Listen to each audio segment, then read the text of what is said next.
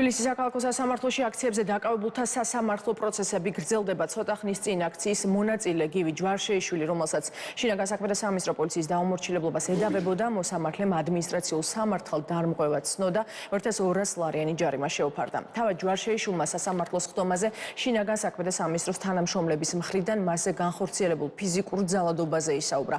მისი თქმით, 1 დეკემბერს გამთენიისას რუსთაველის გამზირის მიმდებარედ მშვიდობიანი ფორმით გამოხატავდა პროტესტს, რა დროსაც სპეცრაზმელები თავს დაესხნენ, სასტიკად გაუსწორდნენ და ცემეს, რა დროსაც მიიღო მძიმე დაზიანებები. მისივე თქმით, სპეცრაზმელების მხრიდან მის მიმართ იყო გაუპატიურების მუქარაც, ასევე წაართვეს საფულე და ტელეფონი.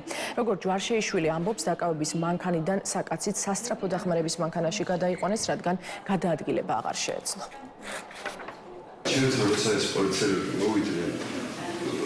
Rusia zamrtwes senegetan olixşolodi isemrtwebden olixsin ხელმექონიაце უნიშნად მშვიდობიანობის ეროვნული შეწევა საშეიცვალ ხელისუფლებამ მაშინაც იგივე პრობლემები ქონა რომ გაუპატიურებებით ემუქრებოდნენ ხოლმე ადამიანებს და ეს ამერიკის ფედერაციის იგივეს რო ისმენ იმენე რაღაცა სხვანაირად დაუცველების და რაღაც ისტორიის გამეორების და რაღაც სხვანაირად გემართება რა ვიცი არა მე მომივიდა ყოველ შემთხვევაში დაკავების პროცესში სამართალ დამცავთან მხრიდან არასათანადო მოგპრობას ჰქონდა აქტივი აღნიშნულთან დაკავშირებით უნდა მიმართოს სპეციალურ საგამოძიებო სამსახურს და სწორედ საგამოძიებო სამსახური არის უფლებამოსილი, რომლის საკითხი შეისწავლოს და მოახდინოს რეაგირება.